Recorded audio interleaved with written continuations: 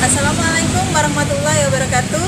Selamat pagi anak-anak. Bagaimana kondisi kalian hari ini? Sehat bukan? Semoga kita senantiasa dalam lindungan Allah Subhanahu wa taala. Kita masih dalam pembelajaran daring karena masih pandemi berlangsung.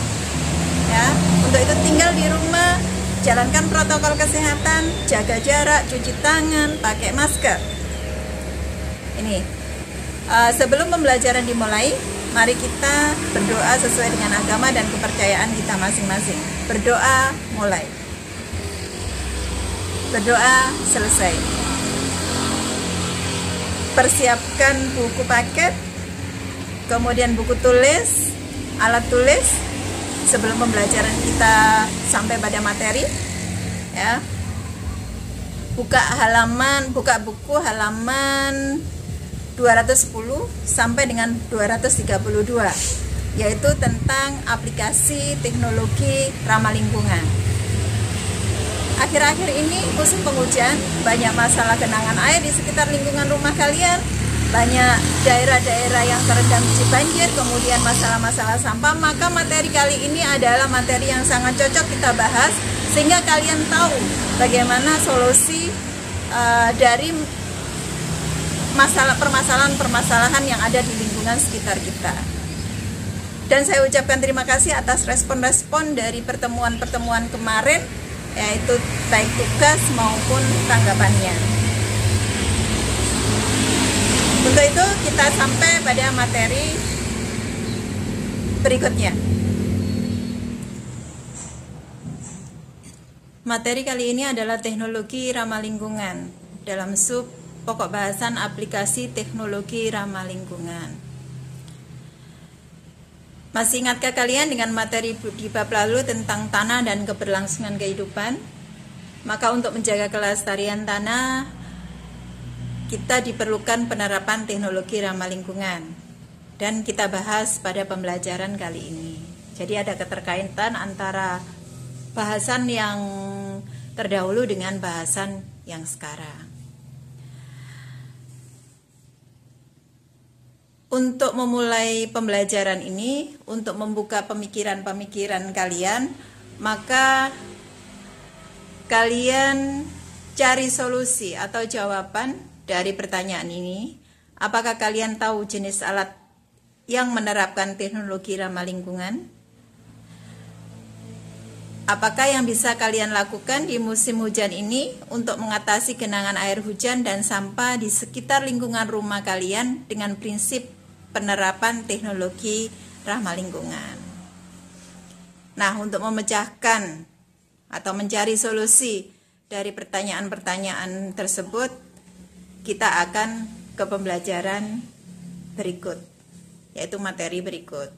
Tujuan dari pembelajaran kali ini adalah menjelaskan prinsip-prinsip teknologi ramah lingkungan, mengidentifikasi bentuk aplikasi teknologi ramah lingkungan dalam beberapa bidang seperti bidang energi, bidang transportasi, bidang lingkungan, dan bidang industri. Teknologi ramah lingkungan adalah teknologi yang memperhatikan prinsip-prinsip pelestarian lingkungan. Teknologi ramah lingkungan bertujuan menghasilkan produk yang memanfaatkan sumber daya alam yang dapat diperbarui dan tidak menghasilkan limbah yang dapat membahayakan lingkungan. Aplikasi teknologi ramah lingkungan meliputi bidang energi. Jadi yang dibahas di bidang energi ini adalah aplikasi teknologinya berupa biofuel. Ini adalah jenis bahan bakar alternatif yang berasal dari bahan-bahan organik, termasuk sumber daya alam yang dapat diperbarui. Ini bisa kita temui dalam kehidupan kita sehari-hari, salah satunya sebagai biosolar yang ada di pom bensin. Kemudian yang kedua, biogas. Biogas ini adalah jenis bahan bakar alternatif yang diperoleh dari proses fermentasi bahan-bahan organik oleh bakteri anaerob. Bakteri anaerob ini adalah bakteri yang hidup tanpa oksigen. Nah, bahan bakunya biogas ini pada umumnya berasal dari kotoran dan urin hewan ternak. Nah, hasil gas yang didapat dari biogas ini biasanya digunakan dalam rumah tangga sebagai kompor gas. Itu. Kemudian yang ketiga solar cell atau sel surya, yaitu mengubah energi cahaya matahari menjadi energi listrik dengan menggunakan PV cell. Keunggulan tidak menghasilkan efek rumah kaca, dan kebanyakan di dunia ini sudah menggunakan solar cell. Kemudian hydropower, ini yang kita kenal adalah pembangkit listrik tenaga air. Itu di Indonesia banyak PLTA atau bendungan-bendungan yang dibuat yang digunakan sebagai pembangkit listrik tenaga air. Kemudian yang kelima itu adalah menghasilkan energi listrik dari energi pasang surut air laut dan ombak. Jadi kita memanfaatkan energi kinetis dari pasang surut air laut dan ombak, di mana biasanya di pantai dibuat bendungan. Nah, ini. Kemudian yang keenam adalah wind power. Ini adalah pembangkit listrik tenaga angin. Karena perbedaan derajat dari sinar matahari yang menyinari bumi pada daerah ekuator dan daerah kutub menyebabkan perbedaan panas di daerah itu berbeda, sehingga timbullah aliran udara atau angin. Angin ditangkap oleh turbin menjadi energi listrik. Nah, ini banyak sekali dipakai di dunia setelah solar cell.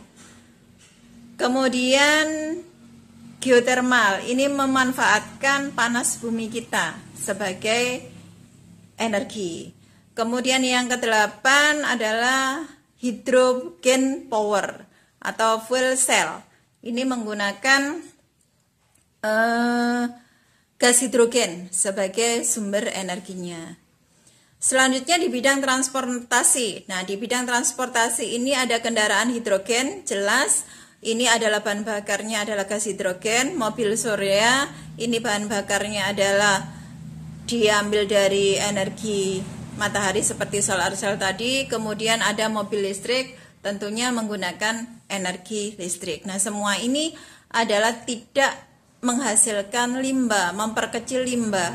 Itu tidak seperti yang sekarang kendaraan-kendaraan menggunakan bahan bakar minyak. Nah, minyak ini menghasilkan limbah. Itu. Jadi tidak aman untuk lingkungan. Tapi kalau kendaraan hidrogen, mobil surya, mobil listrik, sepeda listrik, ini adalah aman ya dari polusi. Kemudian di bidang lingkungan, di awal sudah saya katakan di pendahuluan saya bahwa untuk mengatasi masalah-masalah di musim penghujan ini ada genangan air, ada banjir, ada sampah. Salah satunya adalah dengan penerapan teknologi biopori. Ini bisa kita lakukan di rumah-rumah kita atau di lingkungan kita. Bahkan kita sekarang di kota-kota besar itu satu kawasan lingkungan itu setiap penduduknya membuat biopori. Nah, ini untuk mengatasi genangan atau banjir dan mengatasi sampah. Nah, biopori ini nanti kita bahas lebih dalam lagi karena kalian nanti akan diberi tugas untuk membuat biopori. Jadi kita kenali dulu biopori itu apa? Biopori atau lubang resapan air hujan ke dalam tanah. Manfaat biopori menjaga keseimbangan alam, menyerap air hujan ke dalam tanah, menyimpan air dalam tanah, memelihara cacing tanah, mengubah sampah organik menjadi kompos, menjaga keanekaragaman hayati dalam tanah, meningkatkan kesuburan tanah. Nah, gambar di sampingnya ini adalah gambar biopori. Jadi, kita buat nanti paralon yang ditanam ke dalam tanah, kemudian diberikan lubang. Di dalamnya kita isi sampah organik. Artinya apa? Sampah-sampah dari daun-daun tumbuhan, kemudian sisa-sisa makanan, ya kita masukkan ke situ. Nah, 2 atau 3 bulan lagi baru kita bongkar menjadi kompos atau menjadi pupuk. Itu.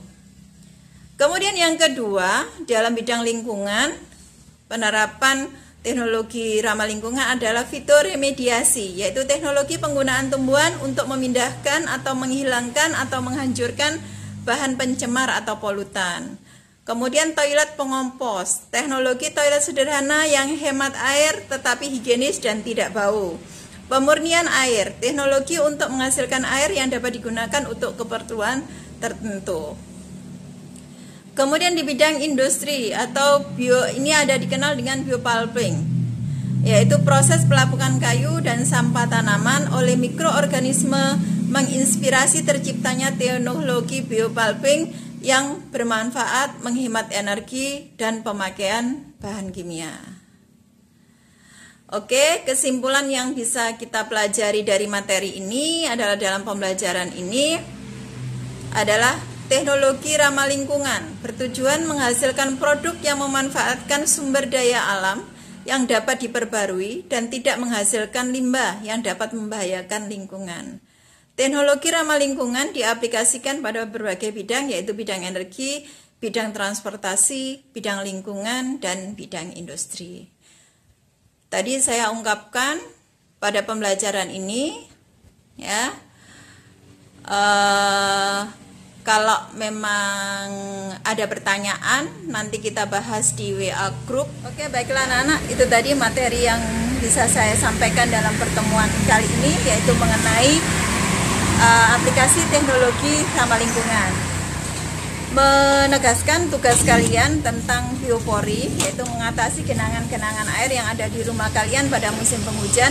Kalian akan membuat alat yang namanya biopori. Nah, ini adalah dibuat dari paralon yang kemudian dilubangi. Nah, ini gunakan paralon itu yang sekitar diameternya 10 cm. Itu.